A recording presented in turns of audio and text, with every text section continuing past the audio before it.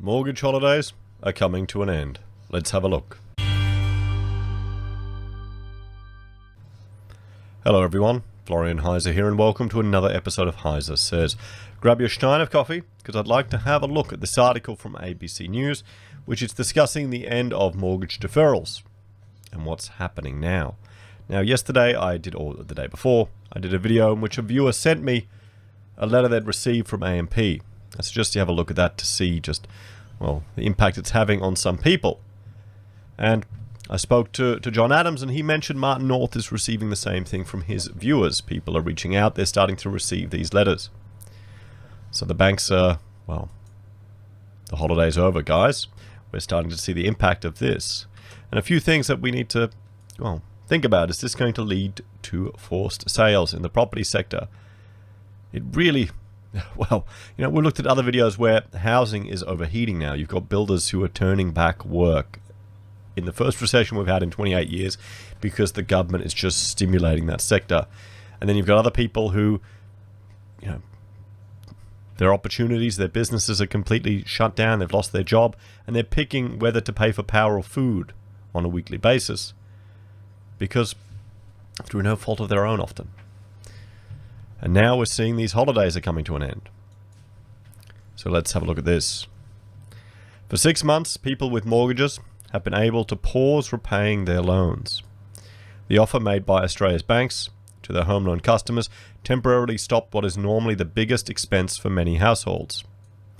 Mortgage pausing, also known as a repayment holiday, was taken up on around 1 in 10 mortgages. Now it's over, and millions of Australians need to start making payments again.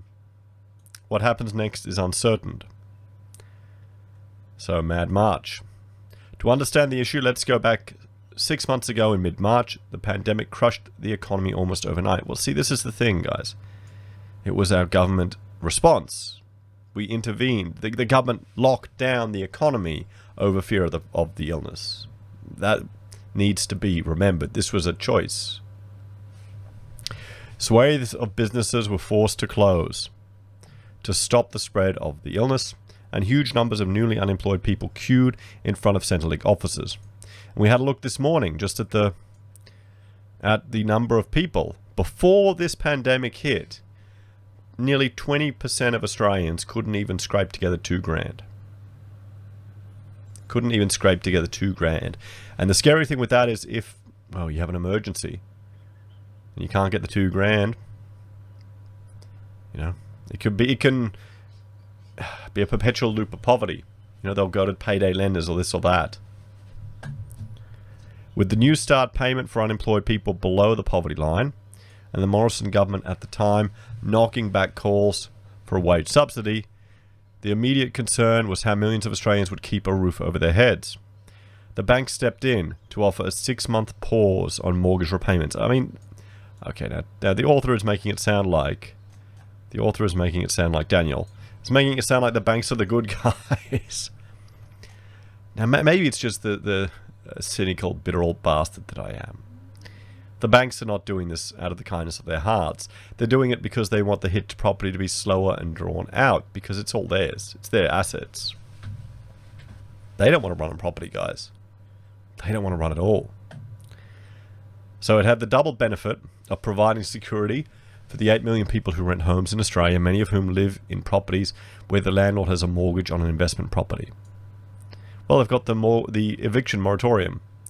We're seeing that now in other parts of the country where people want to sell their investment properties because they're not making any money off them. Or people are holding off on renting them out because they don't want to get someone terrible in there that they can't ship out.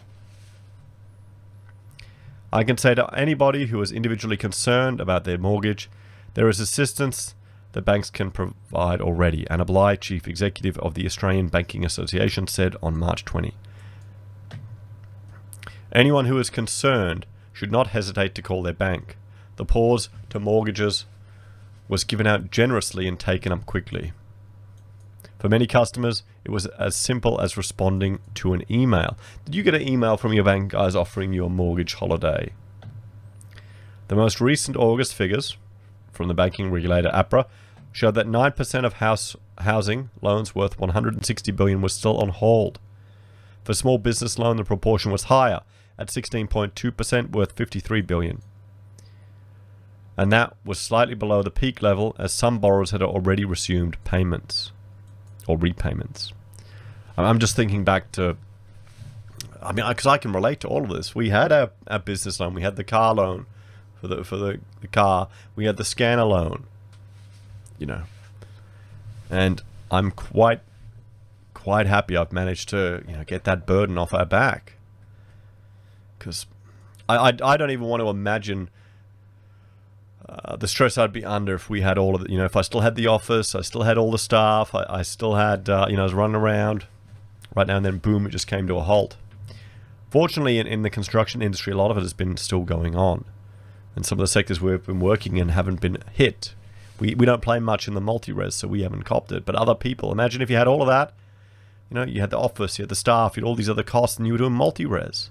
And then they just got smashed. I was talking to a lady who was surprised that architects would feel the economic hit. And I was going, in many ways, we're the canary of the coal mine. We'll feel hits to the economy. So, the offer wasn't entirely selfless.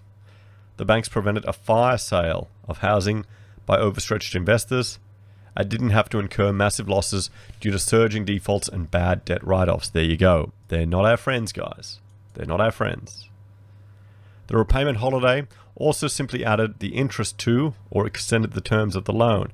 However, added administration costs mean they're unlikely to have made any money on the offer. Well, yeah, they don't care about making money. I mean, banks will do loss leaders. They'll give you, you know, cash up front to shift your mortgage to another one.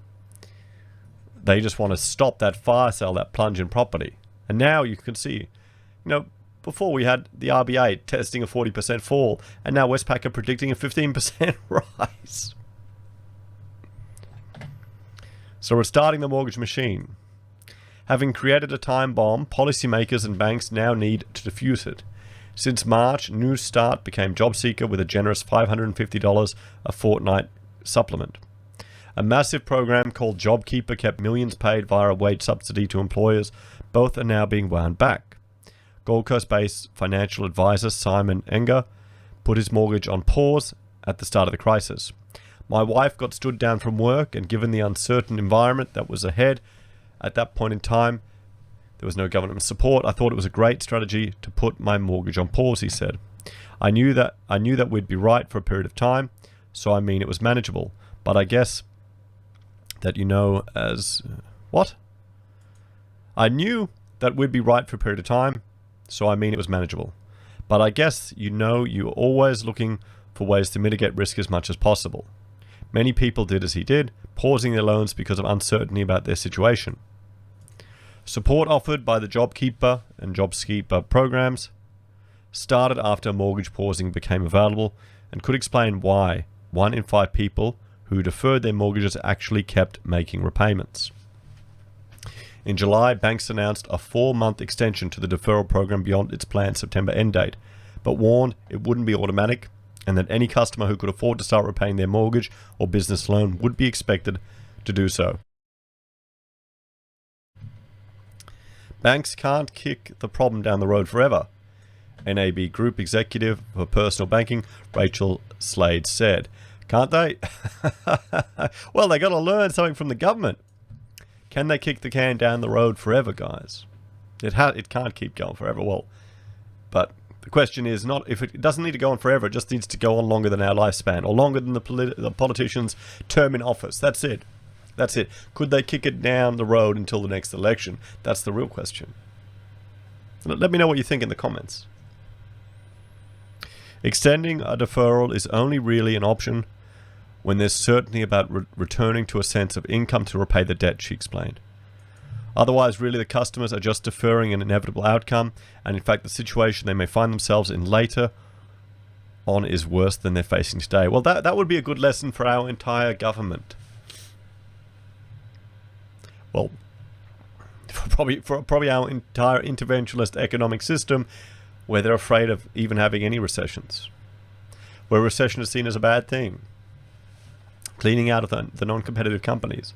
And it may create new opportunities for people. I bet you we will see in a year's time. In a year's time, there'll be all these people saying, the lockdown was the best opportunity I had. I stepped away, I reevaluated my life, and I found a new path. I'm much happier now for it.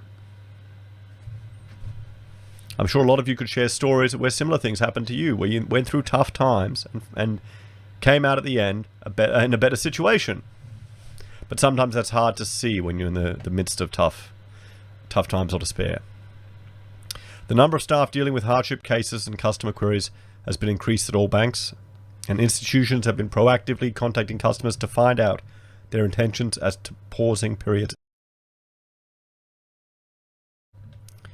Often customers find themselves in these situations with a raft of things going on in their lives, Ms. Slade said, urging people to contact their institution as early as possible. We don't get out of bed and decide not to pay their home loans. Banks have signaled they're going to work to keep people in their homes by switching customers to lower payments, and here we go, or interest-only options. That's it. I'm not surprised. I've said it before. The next will be interest-only. They'll keep people on interest only and say you've got to sell. You could pay interest only, then you've got to sell. Because they want to slow down. They don't want... the question is, how long can they drag it out? Essentially, you're paying rent to the bank. But would you rather pay interest only for a good 3 or 4 months and then sell your property on your terms? Maybe get a better deal. Maybe retain more of your equity. But investors who can no longer pause their mortgages may be pushed to sell into a falling market. The boss of the nation's largest bank and home lender, the Commonwealth Bank, didn't sugarcoat the message when he spoke in mid-August about the looming end of pausing. We will certainly do all we can to keep customers inside their homes, Matt Goman told Elsie Morgan on the business. Investment properties is a different proposition to a home that people live in. It really is going to depend on individual customers' circumstances. Unless the customer is in default, it is their decision. But of course, if you can avoid that, you'd like to. Call your bank and call early. And what we're seeing, my viewer who sent the letter in, he was trying to get in contact with his bank. It wasn't as easy as they're saying here. With so many people facing tough decisions, the financial industry regulator, ASIC, and consumer organizations are urging banks and consumers to work together. Karen Cox runs the National Debt Helpline, where people can call and speak to a free independent financial counselor when they're having trouble with money and loans. One thing is absolutely clear, the chief executive of the Financial Rights Legal Center said. Whereas deferrals were given with very, very little contact or information in March, it will not be the same thing this time around. There's concern that people are hiding from their problems. We're hearing that too. We're hearing that too, where people just aren't answering the phones, putting their heads in the sand and hoping it'll all sort itself out. You could make things worse by doing that. The Australian Financial Review recently reported that 1 in 5 customers with paused mortgages were ghosting their lender, not responding to phone calls, texts, or emails. Research shows that the sooner people come to terms with the fact they're in trouble, speak to their credit provider, and get some sort of arrangement in place, the greater the chances are that they're going to come out of this the other end. Senior banker Rachel Slade agrees. My key message for any customers who is feeling uncertain or unsure is to call your bank and call early. Simon Enger's situation has improved. His wife has found a new job, and his Sydney-based financial advice business is looking more secure than it did in March. He's talked to his bank and worked out how to restart payments. He's urging people who've been in this situation to talk and not hide. Have the conversation with the lender because they want to work with you as much as possible, he said. They don't want to be left with having to offload a whole lot of properties or making decisions in relation to people's lives. So there we have it, everyone. The beginning of, well, the end of mortgage holidays. We'll have to see. The initial 6-month loan deferrals are expiring, and we're seeing letters are going out and people are starting to see the consequences of this. What do you think? Have you prepared? Did you take the mortgage holiday even though you didn't need it? Did you stash up some money, maybe to build an emergency fund? Or do you know people that have took it and are just ignoring the banks? hoping the problems will all go away. As always, thank you all for watching. Please like, share and subscribe to the channel. If you're a fan and want to support the content I created, there are a few ways you can. You can join the channel on YouTube or Patreon. You can support us using our affiliate links at Amazon, eBay, Independent Reserve or Kucoin. You can buy merch from HeiseSays, use Gold Pass in the Perth Mint, or support us via PayPal. Take care guys, have a great day. I will see you all in the next episode.